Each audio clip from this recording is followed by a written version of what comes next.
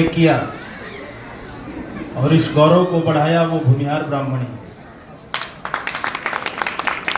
सत्य की उपासना को बंगाल में भूमिहार ब्राह्मण ने कैसे लाया, मैं ये भी बताऊंगा। शर्मा जी ने बहुत अच्छी बात कही। भूमिहार कोई जातिगत नाम नहीं, ये एक विभ्रम, यह विशेषण मात्र। विशेषण को संज्ञा कैसे बना लिया गया, जो पीछे भाई लोग खड़ा होकर भाषण दे रहे हैं प्लीज बैठ जाए। मैं अपने 2 कार्यक्रम रद्द करके आया और हमारे साथ काम करने वाले कलीग ये अच्छा नहीं मानते। मुझे एक इंटरव्यू बोर्ड में दिखाया गया कि ये आपका वीडियो है, आप एक जाति के पक्ष में बोल रहे हैं।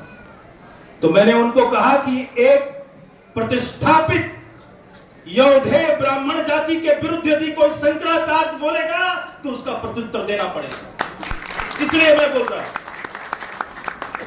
कि आपसे निवेदन है कि आप लोग अपने स्थान पर बैठकर सुने, नहीं तो यहां बुलाने का आपका परिश्रम जाया जाएगा और मेरा 3 दिन का नुकसान। हम सब कुछ भूल रहे हैं। सहजानंद सरस्वती जी के सामने मोबाइल बंद करिए भाई साहब। स्वामी सहजानंद सरस्वती जी के आगे कोई बहुत बड़ी चुनौती थी नहीं, बहुत छोटी चुनौती तो आज है कि सारा सोशल मीडिया गाली देने के लिए खुला है। स्वामी सहजानंद सरस्वती के सामने कोई भारत के किसी पीठ के शंकराचार्य ने आपके जाति पर प्रश्न चिन्ह नहीं खड़ा किया, वो अंग्रेज खड़ा कर। और उसका कारण था, पीछे वाले कम बोले, स्वामी जी तो रीजने के सिद्धांत को वस्तुतः चुनौती दे रहे थे, लेकिन भूमिहार ब्राह्मणों ने खुद 3 भ्रामक प्रचार किए। ये दोष का पाप इनको लगा और इस दोष से पांडे जी उभरने में समय भी लगेगा। पीछे वाले शांति रखेंगे, मुझे बहुत अच्छा लगेगा, सरस्वती का अपमान नहीं होगा। यदि कार्यक्रम में आए हैं तो शांति से सुनिए, पीछे के भाई लोग उनको शांत कराएं, बैठ जाए। स्वामी जी तो रिजले के सिद्धांत को चुनौती दे रहे थे, स्वामी जी जोनाथन डंकन के सिद्धांत को चुनौती दे रहे थे, स्वामी जी सेरिंग के सिद्धांत को चुनौती दे रहे थे। जब स्वामी जी थे तो इस देश में पंडित चित्रधर मिश्र भी थे जो भूमिहार ब्राह्मण की गाथा गाते थे। आज कोई चित्रधर मिश्र नहीं है, वो मैथिल ब्राह्मण। जब स्वामी जी थे तो महापंडित महामहोपाध्याय तारनीश झा भी थे, जो सगर्व कहते थे कि भूमिहार ब्राह्मण ब्राह्मण है। इसलिए विडंबना आज है। आज कोई हजारी प्रसाद द्विवेदी नहीं है जो सरयुपारण ब्राह्मण थे, लेकिन बालभट्ट की आत्मकथा में भूमिहार ब्राह्मण की परिभाषा लिखकर चले गए। समस्या आज गंभीर है और समस्या इसलिए गंभीर है कि तब कोई काशी में राजा था जिसके कदमों से, जिसके पहल से अखिल भारतीय ब्राह्मण समाज चलता था। तब कोई मदन मोहन मालवीय था जिसको भूमिहार ब्राह्मण के गौरव का ज्ञान था। आज पूरे विश्व का भ्रमित इतिहास लेखन, जातिवादी राजनीति, अंबेडकरवाद, नक्सलवाद, ब्राह्मण द्वेषी समाज सबसे ज्यादा यदि किसी के विरुद्ध है तो भूमिहार ब्राह्मण के समाज के विरुद्ध। और आडंबरपूर्ण, कपटीपूर्ण, विद्वेषपूर्ण लेखों का जो खजाना खड़ा किया जा रहा है, उसको तोड़ने में हजारों साल लग जाएंगे। आप तोड़ नहीं पाएंगे यदि आज आप जागृत नहीं हो। ये अच्छा, मां पीतांबरा परिधाना का एक पीतवर्णी वस्त्र आपने धारण कर लिया। मैं सोशल मीडिया को देखते रहता हूं, आर्य प्रहलाद गिरी जी है, वो भी देखते रहते हैं, वो भी आयुधजीवी ब्राह्मण है। तो मैं आता हूं कि भूमिहार ब्राह्मण भगवान से कैसे परिभाषित है, उस बिंदु पर आता हूं। भूमिहाराः प्रजायन्ते परशुरामस्य प्रभावतः एतस्माद् शाश्वतो धर्मः ब्रह्मवृत्ति प्रतिष्ठापकः। जब जब ब्राह्मण की वृत्ति गिरेगी यह भूमिहार ब्राह्मण ही उसको उठाएगा, क्योंकि भूमिहार ब्राह्मण ही परशुराम के प्रभाव से इस संसार में जी रहा है। अरे स्वामी सहजानंद के पहले भी गौरव, किसी व्यक्तित्व को मानक बनाना ठीक है, रूढ़ी बनाना अपराध है। कब तक उभरोगे? सहजानंद के पीछे नहीं देखना है आपको अपने समाज को। दुकानें खुली दिल्ली में 3000 दुकानें स्वामी सहजानंद सरस्वती के नाम पे, मैं उनकी चरण वंदना करता हूं। कोई समाज बनता है त्याग की भावना से। एक अमेरिकन इतिहासकार हुआ, उसको न मैथिल होने का द्वंद्व है, न सरयुपारिन होने का द्वंद्व है, न क्षत्रिय होने का द्वंद्व है, न वैश्य होने का द्वंद्व है। इसलिए वो 18वीं 19वीं शताब्दी के इतिहास पर भारत में काम किया और यह लिखा कि काशी, टेकारी, दूसरे अन्य राज्य जो इस्लामिक सत्ता के खिलाफ लड़कर उठे, वो भूमिहार ब्राह्मण के नेतृत्व में खड़े। इसी क्रिस्टोफर बैली ने लिखा कि भूमिहार की सबसे बड़ी ताकत क्या है। भूमिहार ब्राह्मण समाज की सबसे बड़ी ताकत की ओर उसने स्पष्टता से लिखा है। उसने लिखा है कि Bhumihars are known for clan fraternity, अपने समाज के अंदर के भ्रातृत्ववाद के लिए जाने जाते हैं।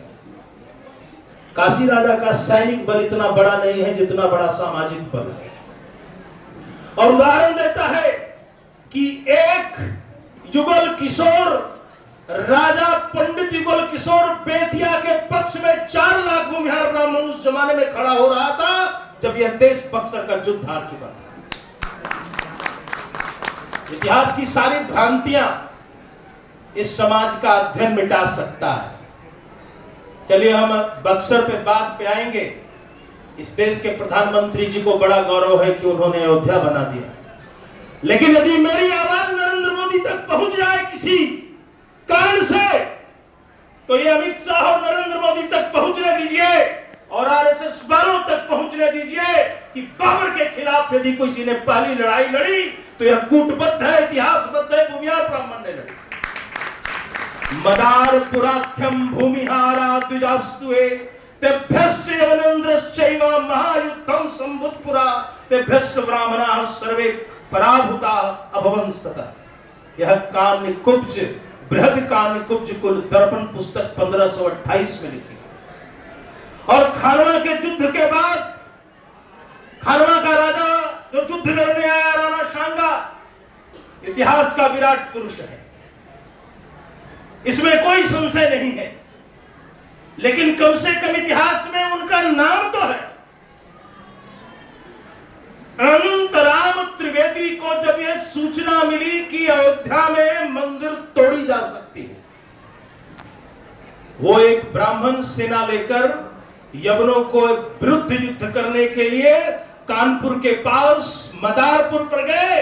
और याद रखो कि राणा सांगा को युद्ध भूमि से हटाना पड़ा था, लेकिन अनंतराम त्रिवेदी ने मदारपुर में बलिदान किया बाबर के तोपों के आगे। स्वामी जी ने एक छोटा उदाहरण भी दिया है ब्रह्मर्षि वंश विस्तार में। स्वामी जी क्या कह रहे थे और आपने क्या समझ लिया? स्वामी जी ने कभी नहीं कहा कि कोई ब्रह्मर्षि समाज है। स्वामी जी ने कभी नहीं कहा कि ब्रह्मर्षि कोई जाति है। स्वामी जी ने कभी नहीं कहा कि ब्रह्मर्षि कोई वर्ण है। और वेद की ओर देखेंगे तो मही, व्यास, ऐत्रेय शूद्र है लेकिन ब्रह्मर्षि, विश्वामित्र क्षत्रिय है लेकिन ब्रह्मर्षि, बाबरी शूद्र जाति में पैदा हुए हैं लेकिन ब्रह्मर्षि है। ब्रह्मर्षि कोई भी हो सकता है। ब्राह्मण जन्म से सिद्ध होता है क्योंकि उसका पिता ब्राह्मण है और माता ब्राह्मणी है और उसकी परंपरा ब्रह्म व्यक्तित्व से बंधा हुआ है, तभी वो ब्राह्मण हो सकता है। ब्राह्मण होना गौरव का बात है। इसलिए ब्राह्मणत्व का गौरव भूलकर कोई भूमिहार बने, कम से कम मुझे पसंद है। और समाज की पुनर् व्याख्याएं होती रहनी चाहिए, लेकिन सत्य तक पहुंचकर व्याख्या होनी चाहिए। एक महत्वपूर्ण बात है, विप्र राजेंद्र दिग्विजय एक पुस्तक लिखी गई। इस पुस्तक में भूमिहारों का बड़ा सुंदर वर्णन है। लेकिन मूल पुस्तक के छपने के मात्र 40-50 साल बाद उसके कई श्लोक हटा दिए गए। निश्चित रूप से ब्राह्मण समाज में श्रेष्ठता और अश्रेष्ठता की लड़ाई बहुत गहरी है और गंदी भी है, लेकिन यह श्लोक बड़ा महत्वपूर्ण है। प्रोक्तः भूमे हारः ब्राह्मण वंशैक वीरः सर्वशास्त्र निष्णातः धनुर्विद्या विशारदः। ब्राह्मण वंश में भूमिहार कौन है? ये इसकी परिभाषा है कि सभी शास्त्रों में जो निष्णात है और धनुर्विद्या का विशारद है, वह ब्राह्मण वंश में वीर नहीं है। ब्राह्मण वंशैक वीरः का मतलब होता है ब्राह्मण वंश का एक और एकमात्र वीर है। और लिखने वाला कोई भूमिहार ब्राह्मण नहीं था। भूमिहार शब्द बना कैसे? ये परंपरा क्या है? हम विद्वान जन जो लोग यहाँ बैठे हैं उनको जानना चाहिए। भारत में भूमि दान की 4 प्रतिष्ठापित परंपराएं, और मगध शासकों ने इस परंपरा को दृढ़ किया। पहली परंपरा है भूमि अग्रहार की परंपरा। भूमि अग्रहार का मतलब है वैदिक शिक्षा के प्रोन्नयन के लिए दान में दी गई ब्राह्मण को भूमि। दूसरी भूमिदान की परंपरा है ब्रह्मदेय भूमि। ब्राह्मण के व्यक्तिगत वैदुष्य के कारण जो भूमि दान में दी गई जीविकोपार्जन के लिए, उस भूमि को ब्रह्मदेय भूमि कहते हैं। देव संस्थानों, देवालयों, देवनिलयों और देवायतनों के रक्षणार्थ और प्रोन्नयन के हेतु जो भूमि दान में दी जाती थी, उस भूमि को देवदेय भूमि कही जाती थी। ये मगध देशीय परंपरा जिसका विस्तार सार्वदेशिक रूप से संपूर्ण भारतीय उपमहाद्वीप में हुआ। चौथी भूमि मठार भूमि थी। मठों को दिया जाने वाली भूमि, जहां मथित ज्ञान संरक्षित हो, जहां मंथन की परंपरा हो, वह मठ है। और वो मथित ज्ञान को संरक्षित करता है, तो मठों को दी गई मठार भूमि भी ब्राह्मण को मिली। लेकिन भूमिहार ब्राह्मण आरंभ से थोड़े अलग। क्यों अलग?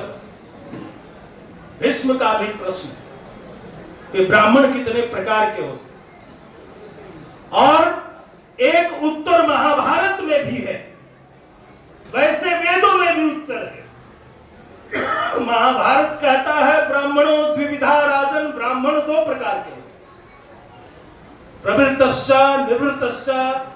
जो कर्मकांड में प्रवृत्तमान है वह भी ब्राह्मणों की एक बड़ी संख्या है, लेकिन दूसरा ब्राह्मण जो है वह निवृत्तमान,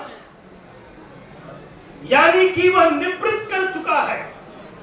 यह महाभारत की घोषणा है, निवृत्तो अहम प्रतिग्रहात्, मैं प्रतिग्रह से स्वयं को निवृत्त करता।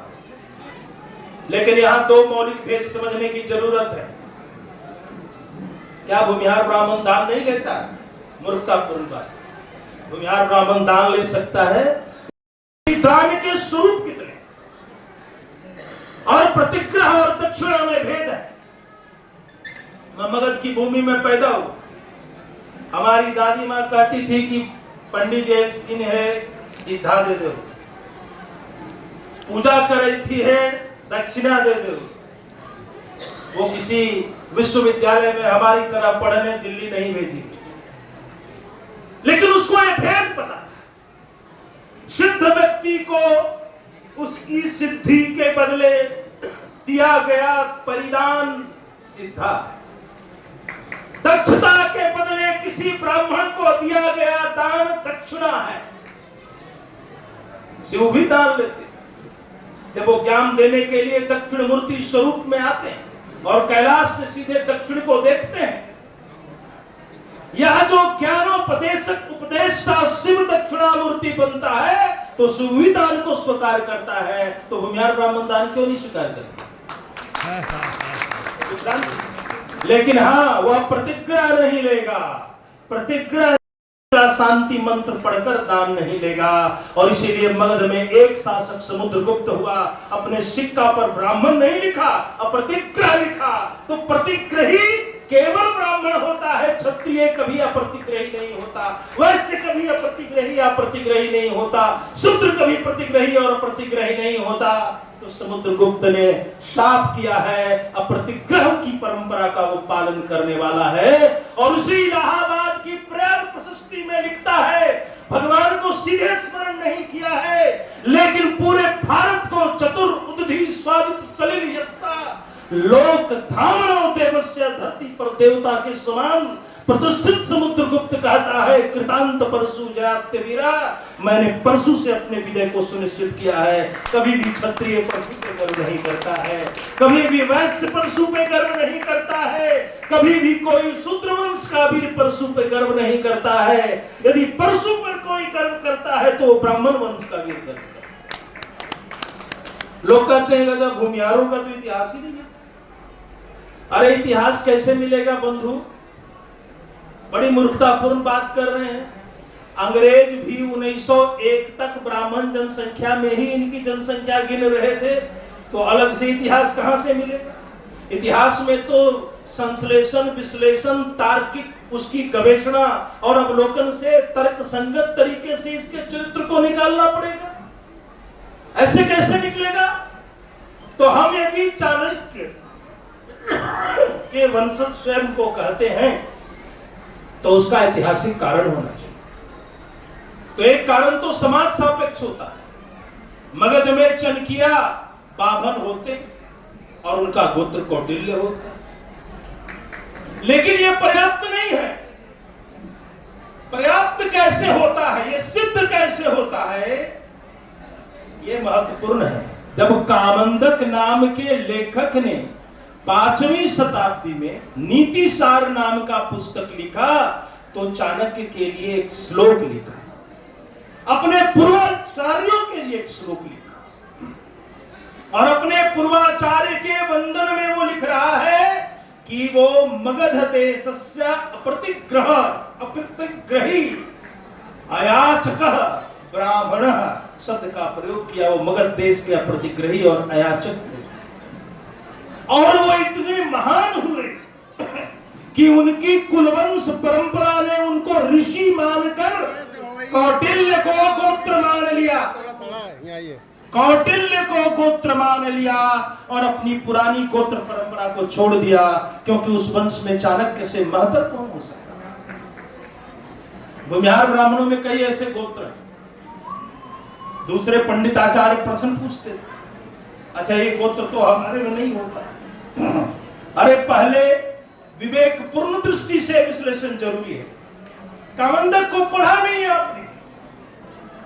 चाणक्य जो विष्णुगुप्त थे, भूमिहारों अपने टाइटल के भय से, उपाधि के भय से इतने ग्रस्त हो गए, अब ऐसे मानसिक विकृतियों में चले गए कि मुझे बड़ी लज्जा।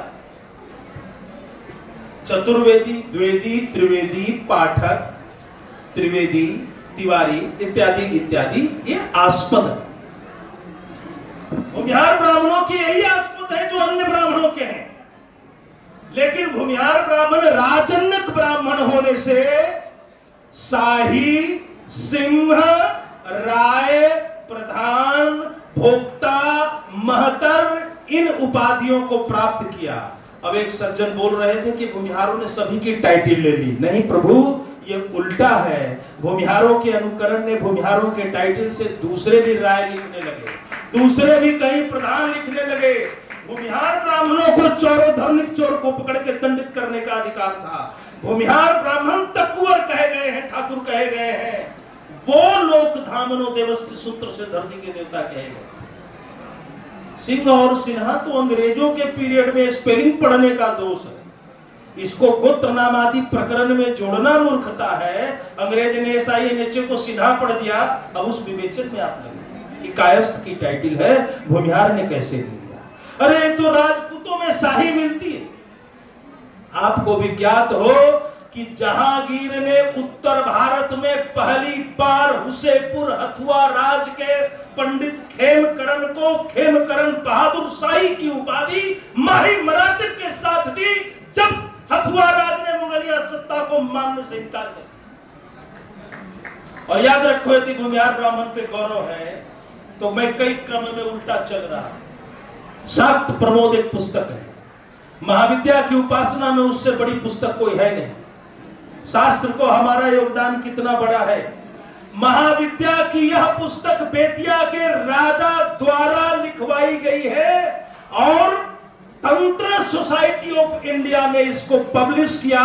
तो उसमें 4 पेज में मधु खन्ना नाम की लेखिका ने भूमिहार ब्राह्मण का तंत्र महाविद्या और तंत्र महापीठों की जागृति में योगदान के पक्ष को लिखा। यदि इस भारत का तंत्र जिंदा है, यदि मां पगलामुखी का स्वर जिंदा है, यदि मां तारा की उपासना की पद्धति है, यदि मां कालिका भवानी की उपासना की पद्धति है, तो उस पद्धति की सबसे प्रमाणिक पुस्तक तंत्रसार और उस पुस्तक शाक्त प्रमोद दोनों भूमिहार ब्राह्मण राजाओं द्वारा लिखवाई गई और वो खुद उसके दृष्टा और लेखक। हम राणा प्रताप जी का नमन करें, लेकिन एक राजा को भूल जाते और इतिहास ने हमें दरकिनार बहुत चालाकी से किया। बिहार का इतिहास लिखते समय काशी प्रसाद जायसवाल को लगा गुप्त नामांत और गुप्त उपाधि में अंतर होता है। विष्णु गुप्त वो गुप्ता जी नहीं थे, अभिनव गुप्त गुप्ता जी नहीं थे, ब्रह्म गुप्त गुप्ता जी नहीं थे, श्री गुप्त गुप्ता जी नहीं थे, समुद्र गुप्त गुप्ता जी नहीं थे, चंद्रगुप्त विक्रमादित्य गुप्ता जी नहीं थे, नरसिंह गुप्त गुप्ता जी नहीं थे, लक्ष्मण गुप्त गुप्ता जी नहीं थे। तो कौन थे? गुप्तार थे। गुप्ता का मतलब पृथ्वी का शासक होता है। जब किसी ब्राह्मण के नाम के अंत में गुप्त नामांत आता है तो वह पृथ्वी का भोक्ता शासक है। ब्राह्मणों प्रथमो गाम अविंदत, ब्राह्मणों भूमि प्रथमो भोक्तारा, ब्राह्मण ही प्रथम है, भूमि का भोक्ता है। इस अर्थ में वह भोक्ता है। जो भोग करता है वो भोक्ता जी, जो शासक है वो गोप्ता है। और मगध की परंपरा में ब्राह्मण का नामांत गुप्त प्रचलित रहा। हम डर गए। हमारे पूर्वजों में राधा गुप्त, परशुराम गुप्त की परंपरा 18वीं शताब्दी तक आती है। सब लोग हड़बड़ाहट में लिख लेंगे, हम भी सिंह लिखते हैं, क्या करें? गुप्ता में तो बढ़िया होता है। बट हम क्यों बता रहे हैं? आईने अकबरी लिखती है कि चोर तरफ बाभन जुन्नरदार ब्राह्मण मध्य गंगा घाटी में इतना ताकतवर है कि वो अकबर की अधीनता को स्वीकार नहीं। प्रश्न केवल राणा प्रताप का नहीं है, प्रश्न बेतिया के राजा का है, राजा अग्रसेन का है, जिसका दावा है कि क्यूली नदी की घाटी में राजा अग्रसेन ने हुमायूं की सेना को पहले पराजित किया। और ये सब प्रमाणित है। महत्वपूर्ण क्या है? एक किताब है जिसका नाम है रियासत उल सलातीन। मैं मुसलमानों का बड़ा धन्यवाद ज्ञापन करता हूं। भूमिहार ब्राह्मण के बिना के लिए किसी ने बिना राग और बिना द्वेष का इतिहास लेखन किया तो वो मुसलमान, वो बिल्कुल मुसलमान। इस जाति को उन्होंने माना कि ये जाति, इस जाति को माना कि यही मूल ब्राह्मण है। यदि किसी ने माना तो आईने अकबरी ने माना। जैनिक का ट्रांसलेशन पढ़। रियासतुल सलातीन में एक मुसलमान ने लिखा कि भूमिहार ब्राह्मण के राज्य में यमन और मलिक्स का प्रवेश वर्जित माना जाता। और बेतिया राज्य में तो ये हुक्म है कि कोई मुगलिया, आमिल, गुजर, सिकदार, जागीरदार हमारे राज्य की धरती में प्रवेश नहीं कर सकता है। ऐसा फरमान किसी राणा प्रताप ने भी जारी नहीं। ये गौरव का विषय। हमने अपने इतिहास को जानने के लिए दूसरों की लिखी हुए गालियों पर विश्वास कर लिया, और ये हमारे लिए सबसे अधिक विडंबना का कार्यक्रम है। एक बात और बड़ी महत्वपूर्ण है कि परंपरा कैसे बनी, भूमिहार ब्राह्मण की परंपरा कैसे बनी, दृष्टिकोण से बनी। ये हमारे पूर्वजों ने कौन सा दृष्टिकोण दिया? तो ये सूत्र बना, वयम राष्ट्री जागृयामः पुरोहितः, माम राष्ट्र को जागृत करने वाला पुरोहित। समाज के पुरतः जो उसके हित के लिए खड़ा पौरोहित है, कर्मकांड के बदले दक्षिणा ले, वह पौरोहित्य की परिभाषा। और हमने और सूत्र जोड़ा,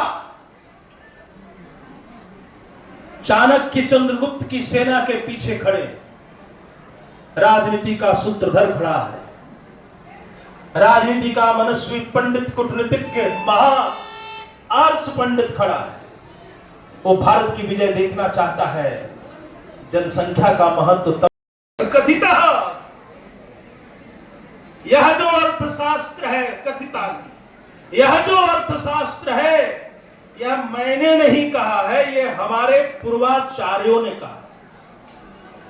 अब उसमें लिखा मिलेगा, औदंती पुत्र ने कहा है, आचार्य कुंदन ने कहा है, बृहस्पति ने कहा है, बहुत सारे आचार्यों ने कहा है, और अंत में लिखते हैं खुद पर हंसकर, इति कौटिल्यस्य मतम, यह कौटिल्य का मत है, अपना नाम विष्णुगुप्त नहीं करते। अरे बाबा, ये क्या बज रहा है बाबा? ये पुमपुमनाथ को बंद कराइए।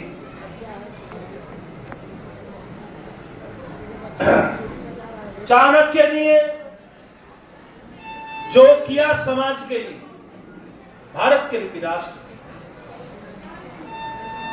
भूमिहार ब्राह्मण त्याग निष्ठा से भूमिहार ब्राह्मण बना है, उसको राजपत्ता नहीं चाहिए। इसका एक उदाहरण है, उदाहरण मैं अपने वंश का देता हूं। मेरा गोत्र है पुष्यमित्रायन, कुछ लोग पौख्यायन कहते हैं। अब ऐसा कोई गोत्र तो होता नहीं, पराशर होता है, सांकृत होता है, सांडिल्य होता है, भारद्वाज होता है, गोत्र कात्यायन होता है, गोत्रत्री भी होता है, कौशल्यायन, आंबलायन भी होता है। गोत्र परिचर्चा में तो यह पुष्यमित्रायन गोत्र कहीं भी किसी रूप में लिखा ही नहीं है। फिर ये क्या गोत्र संज्ञा है? नहीं, क्योंकि मूल कौन से बाभन हो? सुंगनिया बाभन है। मगर में अभी भी भूमिहार शब्द बहुत प्रचलित नहीं है, लोग लोक परंपरा से बाभन बोलते, बाबरी बोलते हैं। इस देश के इतिहास में भगवान राम ने अश्वमेध किया, आभानक है, विश्वास है, आस्था है, धर्म की रीति है। यदि इस राष्ट्र के इतिहास में किसी ने अश्वमेध यज्ञ किया तो वह पुष्यमित्र शुंग है, वह सुमगध का सुंगनिया बाभन है। अयोध्या में यदि कोई पहला प्रमाण है हिंदुत्व के सनातन का, कोई ध्वज पताका है, तो वह धनदेव का अभिलेख है। और अभिलेख क्या लिखता है? पुष्यमित्र शुंग द्विरश्वमेधयाजी, जिसने 2 बार अश्वमेध यज्ञ किया। पुष्यमित्र ने बृहदत्त से राज सत्ता ली, लेकिन खुद को महाराजा नहीं कहा, राजगद्दी पे नहीं बैठे। मन में केवल एक प्रण था, कोई सकित, कोई यूनानी, कोई पार्थियन इस राष्ट्र की सीमा में आए और मगध की परंपरा का ब्राह्मण सेनापति मुख हो, यह स्वीकार्य नहीं। और ये आभानक बना पौरोहित्यम सेनापतित्वम चा, पौरोहित्य भी मेरा है, सेनापतित्व भी मेरा है। और इसीलिए भूमिहार ब्राह्मण से 2 वर्णों को कभी कभी पीड़ा हो जाती है, द्रोह हो जाता है। वह तरह तरह के उपालंब देता है और कहता है कि ब्राह्मण है तो ब्राह्मण रहे, क्षत्रिय है तो क्षत्रिय रहे। ये ब्राह्मण भी और क्षत्रिय भी ये क्या है? तो ब्रह्मक्षत्राय धीमहि मा वीराय विद्महे। यही निर्णय करे कि परशुराम ने भी शस्त्र धारण किया। मगध के इतिहास में कोई क्षत्रिय सेनापति नहीं, क्योंकि 14वीं शताब्दी के पहले मगध में कोई क्षत्रिय नाम से स्थापित जाति नहीं। पुष्यमित्र जाति ब्राह्मण, कार्य सेनापति, अग्निमित्र जाति ब्राह्मण, कार्य सेनापति, वसुमित्र जाति ब्राह्मण, कार्य सेनापति, हरिसेन जाति ब्राह्मण, कार्य सेनापति, वीरसेन जाति ब्राह्मण, कार्य सेनापति, पृथ्वीसेन जाति ब्राह्मण, कार्य सेनापति, मातृविष्णु जाति ब्राह्मण, कार्य सेनापति। ये मगध के सारे सेनापति किस बात का गौरव कर रहे हैं। उदयगिरी में जब शकों की सेना पर महाराजा चंद्रगुप्त विक्रमादित्य ने विजय पाई, उनका सेनापति 20 साल का ब्राह्मण है मगध देश का। और उदयगिरी की पहाड़ियां जो विदिशा के पास है, उसमें उसने लिखा, मैं मगध का पाटलिपुत्र देश का कौत्स गोत्रीय ब्राह्मण हूं। मैं महाराजा पाटलिपुत्र पुराधीश्वर चंद्रगुप्त विक्रमादित्य का महाबलाधिकृत हूं। मैं उनका महासंधि विग्रहिक हूं। मैं उनका महाविनय स्थिति स्थापक हूं। मैं वह ब्राह्मण हूं जिसने सबों को पराजित किया है, और आज मैं पाटलिपुत्र लौट रहा हूं। एक विराट हृदय और चेतना, एक विराट शक्ति और चेतना जिस समाज की हो, वह समाज विभ्रम में हो, वह विस्मृति में हो और कुंठा में हो, उसको कौन मुक्ति दिलाएगा? समझ ज्यादा होगा। यह केवल इतिहास का एक पक्ष नहीं। लोगों को लगता है नालंदा जला दी गई। एक व्यक्ति ने मुझसे प्रश्न किया, प्रश्न करने वाला वो जो आरएसएस के कौन माधव है वो थे। प्रश्न बड़ा गंभीर था कि भूमिहार ब्राह्मण यदि मगध में इतने मजबूत थे, वीर थे, तो 2000 के सेना बख्तियार खिलजी के आगे नतमस्तक क्यों हो? मेरे लिए गंभीर प्रश्न था, और उन दिनों में मात्र 22 साल का। तो मुझे जो उत्तर मिला, वो उत्तर आपको समझना चाहिए, जानना चाहिए, गुणना चाहिए। हाँ, ये सही है, नालंदा ध्वंसित हुआ, नालंदा में आग लगाई गई, लेकिन बख्तियार खिलजी ने ही किया, ये सच नहीं है। बख्तियार खिलजी के साथ साथ हजारों लाखों लोग उन महाविहारों को जलाने के लिए खड़े हो गए। वो इस्लाम को मानने वाले नहीं थे। भूमि को लेकर भेद था, भूमि को अधिकार को लेकर संघर्ष था, और उन्होंने माना नालंदा सिर्फ मठ नहीं है, महाविहार नहीं है। नालंदा के चतुर्दिक 250 गांवों की मैंने पुरातात्विक सर्वेक्षण किया। वहां से सूर्य की मूर्तियां मिलती हैं, और उस पर नालंदा अग्रहार या अग्रहार शब्द लिखा हुआ मिलता है। भूमि अग्रहार शब्द लिखा हुआ मिलता है। तैतरियावा जाट, तैतरियावा शाहपुर एक ऐसा ही अग्रहार था जो नवादा जिले में है। अपसर और ब्राह्मण अग्रहार का केंद्र है। आज भी वहां भूमिहार ब्राह्मण बसते हैं। वहां से आदित्य सेन का अभिलेख प्राप्त हुआ, नालंदा से भूमि अग्रहार का अभिलेख प्राप्त हुआ। कौन वो लोग थे जिन्होंने सोचा अग्रहारों और मठों को जला दिया जाए? भूमि को लेकर विद्वेष था, इस सत्य को थोड़ा स्वीकारना पड़ेगा। लेकिन एक घटना और घटी जिसकी चर्चा होनी, उनका भी जयकार बोलता। राम प्रसाद पुरवाला ने 1857 की क्रांति को दिल्ली में पैसा दिया, उनको भी फांसी हुई। जय के तुल्य तो सभी सनातन। किसने कहा 1857 की क्रांति में यदि पंडित खुशियाल सिंह का मगध में इतिहास है, तो मोती दुसाध का भी। और जितेंद्र रहमान जी को मैंने कहा कि आप एकमा रजवार और जवाहर रजवार पर भी काम कीजिए, जिन्होंने भी 1857 की क्रांति में हमारी भूमिया जाति ने अंग्रेजों को चुनौती दी। लेकिन दिल्ली में तो नाम गूंजते रहे। दिल्ली की धरती पर, जीत की पहाड़ी पर जब तक अंगद पर कच्चा राय का टिका हुआ था, दिल्ली की सेना हार नहीं रही। ये अंग्रेजों की प्रमाणों में, उनके आर्काइव में छुपा है। भगीरथ मिश्र और गज्जा राय, ये दोनों मिलिट्री ब्राह्मण है। ये दोनों क्रमशः गाजीपुर और बक्सर का रहने वाला है और संभावित रूप से दोनों संबंधी है। और इन दोनों ने नीमच में अंग्रेजी सेना को जो धोखा दिया है और दिल्ली में अंग्रेजी फौजों को जो नुकसान पहुंचाया है, उसकी हम कल्पना नहीं कर सकते। लेकिन वो अंग्रेजों के हाथ नहीं मरे थे, उनको धोखा अपनों से मिला था। ये दोनों गोरखा रेजिमेंट और सिख रेजिमेंट को अपनी ओर मोड़ने और खींच कर लाने में असफल हो गए और इन्हीं गोरखा और सिखों ने गज्जाराय पर प्रहार कर विश्वास की राजनीति में युद्ध में जीत की पहाड़ी पर अंग्रेजों के लिए बहुत कुछ बनाया गया। इंदिरा गांधी ने घोषणा की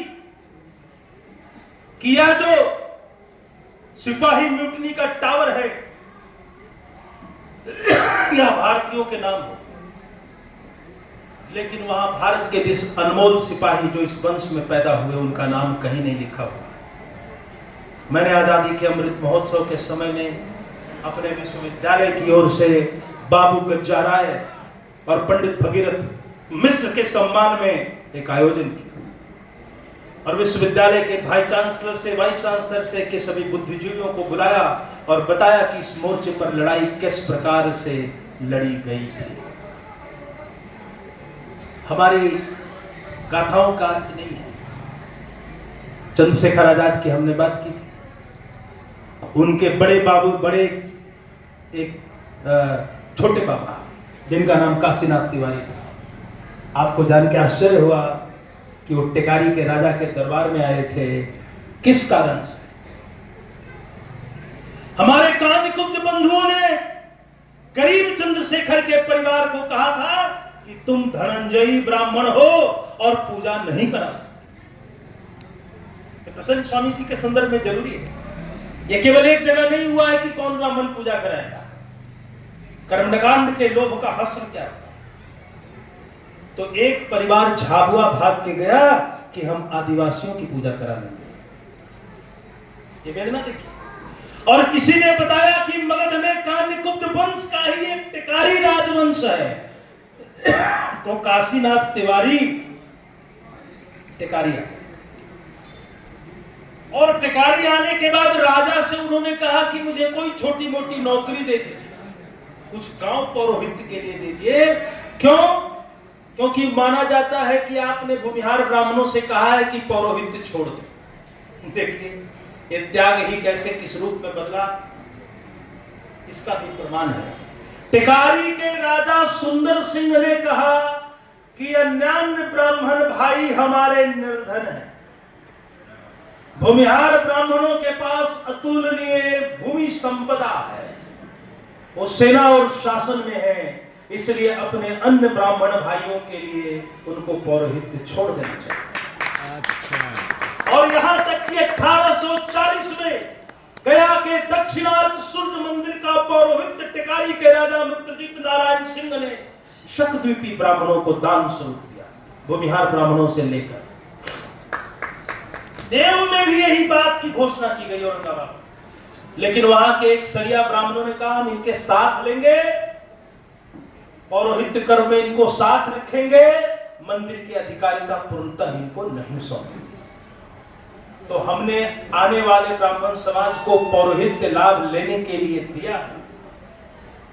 हमने पौरोहित्य अज्ञानतावश नहीं छोड़ा है, भाववश छोड़ा है कि ठीक है यह आजीविका है, हमारे पास धन संसाधन है, आप पौरोहित्य से जीविकोपार्जन कर सकते हैं। लेकिन कार्नवालिस बंदोबस्त की दो बात कर लें।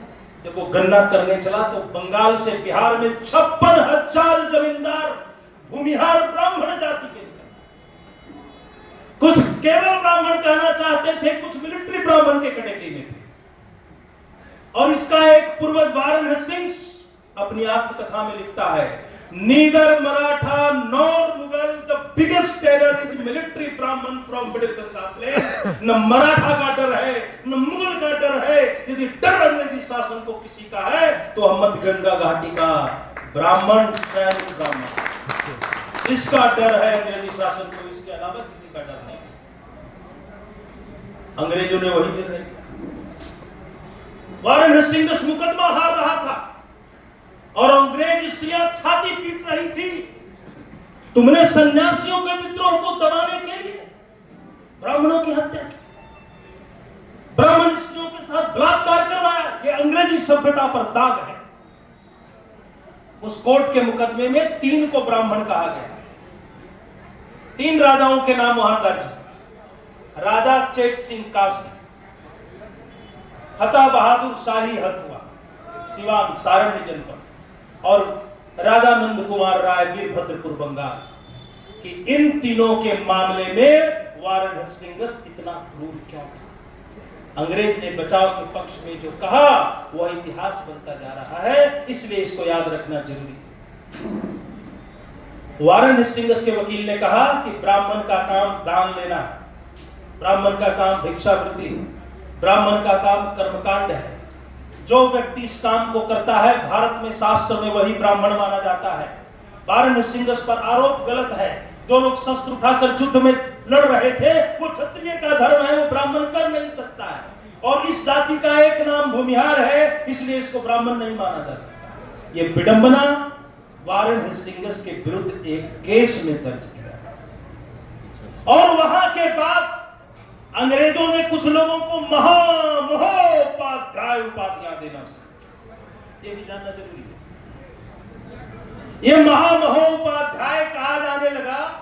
आजकल हमारे मिथिला के सारे पंडित अपने पूर्वजों के नाम में महामहोपाध्याय लगा देते हैं, और एक वंश के महेश ठाकुर प्रथम पुरुष हुए, उनमें भी महामहोपाध्याय लगा देते हैं। उनको ये मालूम नहीं है कि महामहोपाध्याय 19वीं शताब्दी के उत्तरार्ध में अंग्रेजों के द्वारा दी गई टाइटल है। और ये टाइटल क्यों दिया गया? सारे प्रकार के सैनिक और आयुधजीवी ब्राह्मण या तो वो डिग्रेडेड ब्राह्मण माने जाए, पतित ब्राह्मण माने जाए, उपेक्षित ब्राह्मण माने जाए, या ब्राह्मण न माने, उनको कोई और जाति डिक्लेयर किया। और इसीलिए जनसंख्या नीति पर ध्यान दीजिएगा। लक्ष्मीबाई करहाड़े भूमिधर कुल की ब्राह्मण थी। भूमिहारों को तो ब्राह्मणों से बाद में निकालने की कोशिश। सबसे पहले 1861 में 1858 में वीरांगना प्रवरा विदुषी लक्ष्मीबाई मनुकर्णिका युद्ध भूमि में बलिदान हो गई। और 1861 में लिखा गया कि करहाड़े ब्राह्मण मूलतः ब्राह्मण नहीं होते। क्यों? क्योंकि उस जाति की एक वीरांगना ने अंग्रेजों के दाग कटे। एक जाति की वीरांगना ने अंग्रेजों को बताया कि ये सनातन की ताकत जागेगी तो किस रूप में जाएगी। न उसने तात्या को सुना, न राव साहब को सुना, न सिंधिया की परवाह की, और 400 की टुकड़ी 4000 का जवाब देने के लिए युद्ध भूमि में गई। इस वीरता का परिणाम कितना दुखद था कि करहाड़े ब्राह्मण को ही ब्राह्मण जाति से बाहर निकाला गया।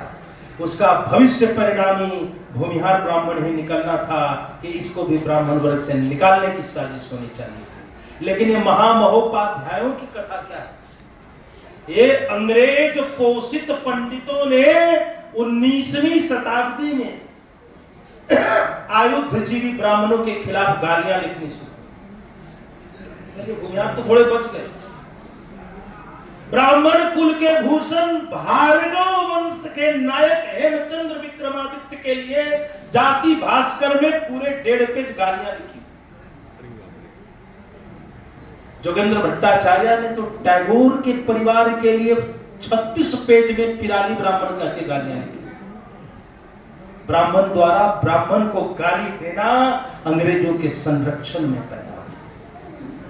और ये लोग बहक कर गए आयुधजीवी ब्राह्मणों के विरुद्ध, जिनका अपना कोई चरित्र अंग्रेजी शासन में नौकरी पानी, पेशकार बनना, जज बनना, और साथ में एशियाटिक सोसाइटी बंगाल के संरक्षण में हिंदुस्तान की जाति की व्याख्या करना। ये सारे विभ्रम के पीछे एक चाल है। लेकिन दुख कहां होता है कि बिहार के जाति वंशावली में सेंसस में 1931 में ये लिखना पड़ा था कि सभी प्रकार के अयाचक आयुधजीवी और जमींदार ब्राह्मण भूमिहार ब्राह्मण संज्ञा से जाने जाते हैं। ये 1931 सेंसस रिपोर्ट डिफाइन करता है। सारे दुराग्रह से ऊपर उठकर नीतीश कुमार की सरकार ने जाति प्रमाण पत्र में भूमिहार ब्राह्मण शब्द को काटकर केवल भूमिहार कर दिया। जाति गणना में भूमिहार ब्राह्मण से ब्राह्मण हटा के केवल भूमिहार रखा। ये तो सरकारें हैं साहब, इनका अंतिम चरित्र आप नहीं जानते, इनकी कुंठा आप नहीं जानते।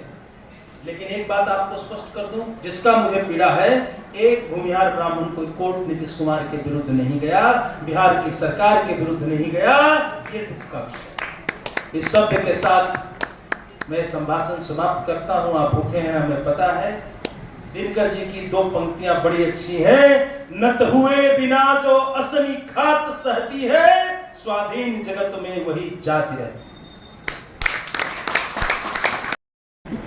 आपको लगता हो कि आप यहां सवाल करते, आपको दुनिया कैसे देख रही है राय साहब, ये बताना जरूरी है। कल से इनके बहुत सारे प्रश्नों से मैं आह्लादित हूं,